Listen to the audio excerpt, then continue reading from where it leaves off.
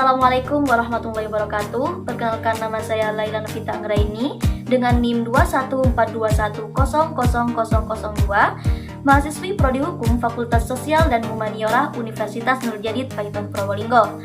Pada kesempatan kali ini, saya ingin membahas mengenai penawaran uang dan sistem sentral. Tugas ini merupakan tugas akhir semester yang diampu oleh Bapak Haji Teni Wijaya. Yuk kita simak pembahasannya berikut ini. Peran bank sentral di setiap negara menjadi sangat penting sebab dunia perbankan merupakan urat nadi perekonomian dalam suatu negara. Sektor perbankan memiliki peran yang berpengaruh terhadap maju atau mundurnya perekonomian dalam suatu negara. Bank sentral sangat berperan penting untuk meminimalkan resiko-resiko dalam dunia perbankan serta memberi perlindungan terhadap dana masyarakat yang ada pada lembaga perbankan. Bank sentral menjaga agar tingkat inflasi terkendali dengan mengontrol keseimbangan antara jumlah uang dan barang yang beredar pada masyarakat. Bank sentral yang bertujuan untuk mengontrol kebijakan dan kestabilan perekonomian dimiliki hampir di setiap negara. Indonesia adalah salah satu negara yang punya bank sentral dan disebut dengan Bank Indonesia. Pengertian penawaran uang. Penawaran uang diartikan sebagai jumlah uang kartal dan uang giral yang beredar pada suatu waktu tertentu. Singkatnya, penawaran uang adalah jumlah uang yang beredar. Uang dalam peredaran merupakan seluruh jumlah uang yang telah dikeluarkan dan diedarkan oleh bank sentral, baik itu uang logam maupun uang kertas. Sedangkan uang beredar merupakan semua jenis uang yang tersedia dalam perekonomian, termasuk di dalamnya jumlah mata uang dalam peredaran ditambah dengan uang giral yang ada di bank-bank umum. Selain dua hal tersebut, penawaran uang juga berhubungan dengan peran bank sentral sebagai otoritas moneter. Penawaran uang merupakan salah satu bentuk usaha bank sentral untuk menjamin kelancaran sirkulasi jumlah uang beredar di masyarakat agar lebih efisien. Seperti yang kita ketahui bahwa bank sentral selaku otoritas moneter memiliki wewenang untuk mencetak uang sebagai alat pembayaran yang sah. Berikut dijelaskan faktor-faktor yang mempengaruhi penawaran uang, yaitu pertama, kebijakan bank sentral. Seperti yang sudah dijelaskan sebelumnya bahwa besar kecilnya penawaran uang dipengaruhi langsung oleh bank sentral. Adapun beberapa kebijakan bank sentral yang berpengaruh terhadap penawaran uang yaitu kebijakan operasi pasar terbuka, kebijakan diskonto, kebijakan cadangan kas, kebijakan kredit selektif dan longgar, serta kebijakan mencetak uang baru. Yang kedua, tingkat pendapatan masyarakat. Pada dasarnya, semakin tinggi pendapatan masyarakat, maka akan semakin banyak uang yang dimiliki oleh masyarakat, sehingga jumlah uang yang beredar juga semakin tinggi. Berlaku juga sebaliknya. Selanjutnya, tingkat harga. Kenaikan biaya produksi pada dasarnya akan menimbulkan naiknya harga barang dan jasa. Apabila harga-harga barang dan jasa naik, maka harus tersedia lebih banyak uang agar masyarakat bisa membayar kenaikan tersebut. Agar hal tersebut bisa terpenuhi, maka pemerintah harus menambah jumlah uang yang beredar. Yang terakhir, selera masyarakat. Apabila selera masyarakat terhadap barang dan jasa meningkat, maka akan mendorong peningkatan permintaan barang dan jasa. Apabila permintaan barang dan jasa meningkat, maka harga juga akan meningkat. Definisi dan tujuannya, ketika harga barang dan jasa meningkat, maka pemerintah harus menambah jumlah uang yang beredar agar masyarakat bisa membayar kenaikan tersebut. Apabila peningkatan produksi barang dan jasa tidak diimbangi dengan penambahan jumlah uang yang beredar, maka akan menyebabkan deflasi. Agar deflasi tidak terjadi, maka pemerintah harus menambah jumlah uang yang beredar. Selanjutnya, definisi uang.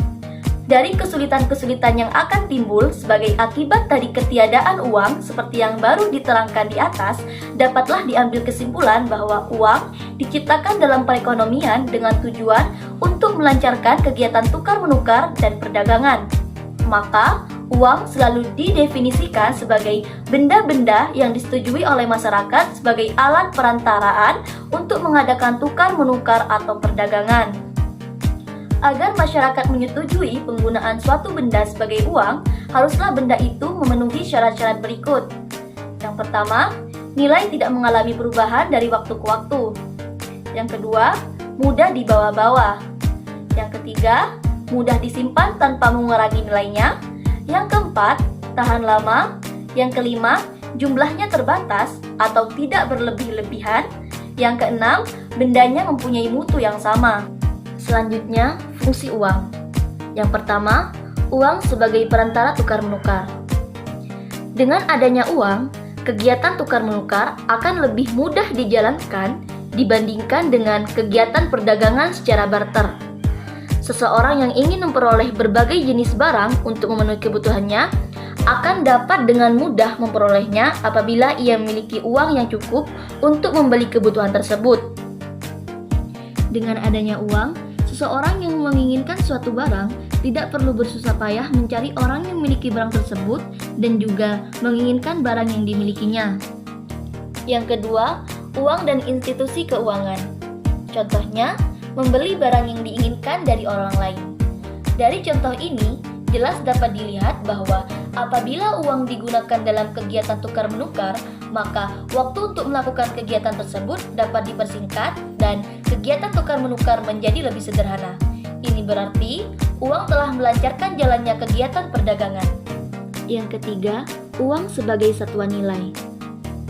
Yang dimaksud dengan satuan nilai adalah satuan ukuran yang menentukan besarnya nilai dari berbagai jenis barang. Dengan adanya uang, nilai sesuatu barang dapat dengan mudah dinyatakan, yaitu dengan menunjukkan jumlah uang yang diperlukan untuk memperoleh barang tersebut. Tanpa uang nilai, sesuatu barang haruslah dinyatakan dalam bentuk membandingkan kurs pertukaran di antara sesuatu barang dengan berbagai jenis barang lainnya. Misalnya, untuk menentukan nilai seekor lembu harus dinyatakan banyaknya padi atau beras, ayam, kambing, dan berbagai jenis barang lainnya yang diperlukan untuk memperoleh lembu tersebut. Yang keempat, uang sebagai alat bayaran tertunda. Transaksi-transaksi dalam perekonomian yang sudah berkembang banyak sekali dilakukan dengan pembayaran yang ditunda atau penjualan secara kredit. Para pembeli memperoleh barangnya terlebih dahulu dan membayarnya pada masa yang akan datang. Penggunaan uang sebagai alat perantara dalam tukar-menukar dapat mendorong perkembangan perdagangan yang bersifat demikian karena penjual akan lebih merasa yakin bahwa pembayaran yang ditunda itu adalah sesuai dengan yang diharapkannya. Dengan perkataan lain, mutu benda yang akan diperolehnya di masa yang akan datang sebagai pembayaran penjualannya, yaitu uang, akan sesuai dengan yang diharapkannya pada waktu menjual barangnya. Satu syarat penting agar fungsi uang yang ketiga ini dapat dijalankannya dengan baik adalah bahwa nilai uang yang digunakan harus tetap stabil. Nilai uang dikatakan stabil apabila sejumlah uang yang dibelanjakan akan tetap memperoleh barang-barang yang sama banyak dan sama mutunya dari waktu ke waktu. Apabila syarat ini tidak dipenuhi, maka fungsi uang sebagai ukuran untuk pembayaran tertunda tidak akan dapat dijalankan dengan sempurna. Ada kemungkinan orang lebih suka menerima pembayaran yang tertunda dalam bentuk barang atau menghindari tukar-menukar dengan pembayaran yang ditunda. Keadaan seperti itu selalu terjadi pada waktu harga-harga mengalami kenaikan yang cepat dari waktu ke waktu. Yang terakhir, uang sebagai alat penyimpanan nilai. Di dalam perekonomian yang sudah maju, jenis yang terutama adalah uang bank atau uang giral. Uang jenis ini tidak memerlukan biaya untuk menyimpannya dan mudah mengurusnya. Ini disebabkan karena kalau seseorang memiliki uang ini, penyimpanan dan pengurusan uang tersebut bukan dilakukan oleh pemiliknya, tetapi oleh bank umum yang menyimpan uang tersebut. Walaupun uang itu tidak di tangan pemiliknya, ia dapat dengan mudah diambil apabila ingin menggunakan uang tersebut. Yang perlu dilakukan pemiliknya adalah menulis selembar cek yang menunjukkan jumlah uang yang harus dibayarkan dan kepada siapa pembayaran itu harus dilakukan. Jenis kedua dari uang yang sekarang ini banyak digunakan adalah uang kertas. Uang ini juga merupakan alat penyimpanan nilai yang lebih baik daripada penyimpanan nilai dalam bentuk barang. Selanjutnya adalah jenis-jenis uang. Uang yang beredar di masyarakat saat ini terbagi dalam dua jenis. Yang pertama adalah uang kartal.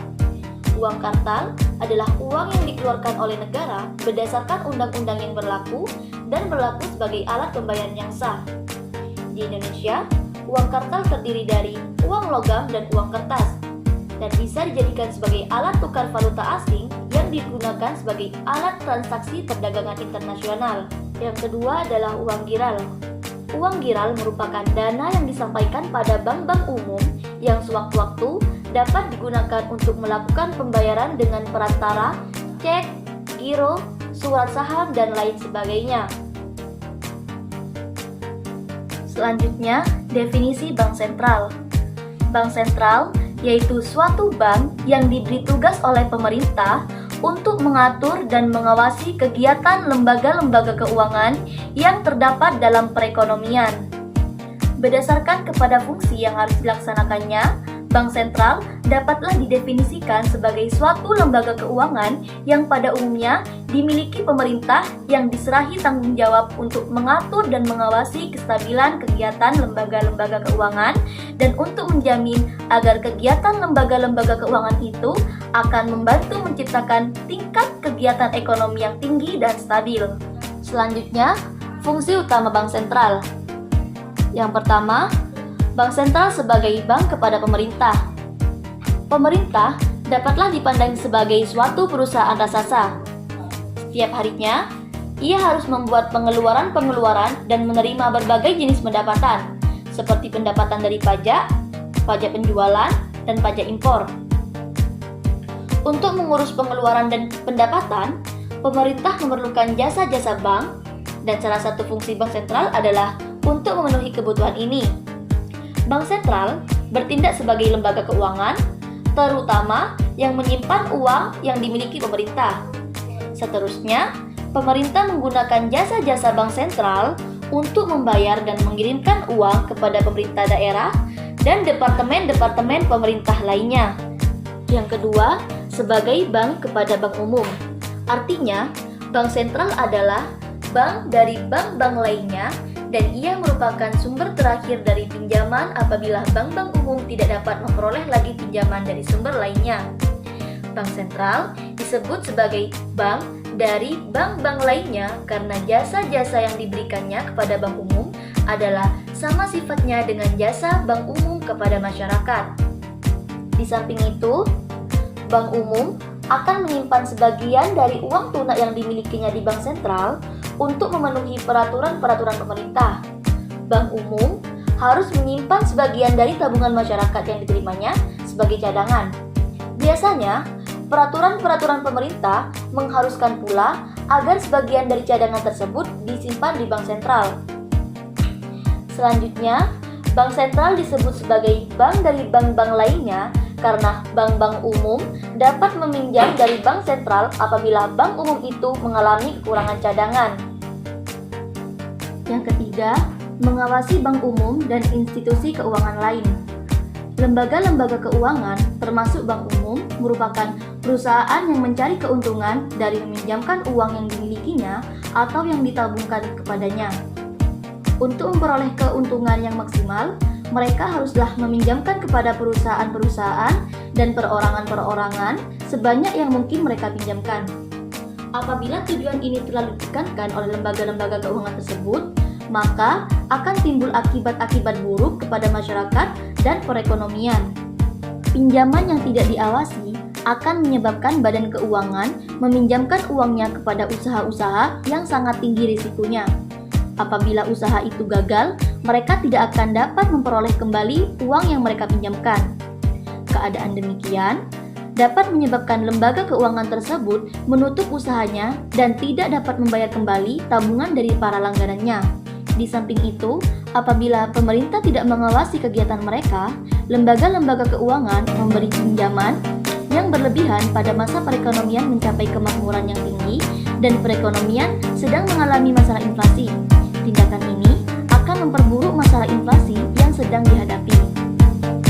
Untuk menghindari akibat-akibat yang tidak diharapkan dari kegiatan berbagai lembaga keuangan, Bank Sentral diberi kekuasaan oleh pemerintah untuk mengawasi dan memberi petunjuk-petunjuk kepada lembaga-lembaga keuangan yang ada dalam perekonomian mengenai kebijakan yang perlu mereka jalankan. Dari waktu ke waktu, Bank Sentral akan mengeluarkan peraturan-peraturan dan tindakan lain untuk mengawasi kegiatan dari lembaga keuangan tersebut. di dalam usaha untuk menstabilkan tingkat kegiatan ekonomi, menjamin agar perekonomian tetap mencapai tingkat penggunaan tenaga kerja yang tinggi, dan perkembangan ekonomi berjalan secara efisien, Bank Sentral dapat melaksanakan beberapa langkah yang digolongkan sebagai kebijakan moneter. Tujuan utama daripada kebijakan moneter adalah untuk mempengaruhi jumlah uang beredar atau suku bunga yang wujud dalam perekonomian.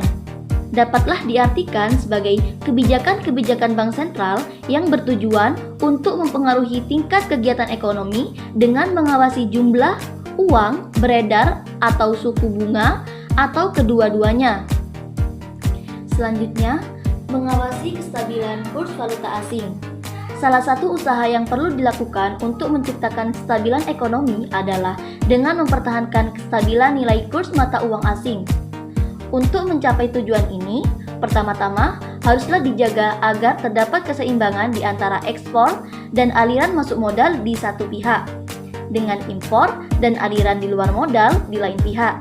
Selanjutnya, harus pula dijaga agar terdapat cukup cadangan mata uang asing yang dapat sewaktu-waktu digunakan untuk membiayai pembayaran uang asing yang berlebihan ke negara-negara lain karena aliran keluar untuk pembayaran impor dan kebutuhan lain adalah lebih besar daripada aliran yang masuk yang diterima dari ekspor dan pendapatan dari luar lainnya.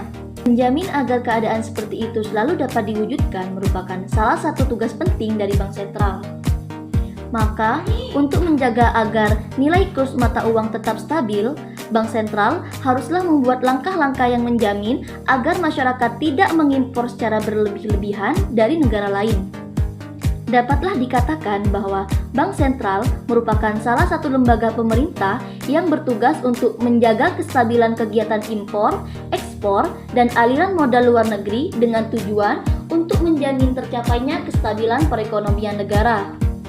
Yang terakhir adalah mencetak uang logam dan uang kertas. Mata uang yang beredar dalam perekonomian dikeluarkan oleh Bank Sentral. Pemerintah memberi kekuasaan kepada Bank Sentral untuk mencetak uang yang diperlukan untuk melancarkan kegiatan perdagangan dan produksi. Dalam menjalankan tugas ini, Bank Sentral haruslah menentukan besarnya jumlah uang yang harus disediakannya pada suatu waktu tertentu.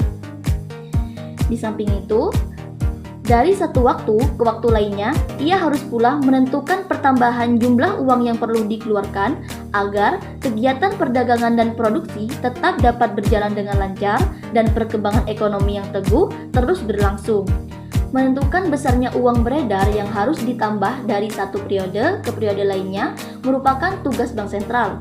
Karena tugasnya ini, ada kalanya organisasi Bank Sentral dibedakan menjadi dua bagian, yaitu satu bagian bertugas hanya untuk mengeluarkan uang dan bagian lainnya menjalankan tugas-tugas Bank Sentral yang lain.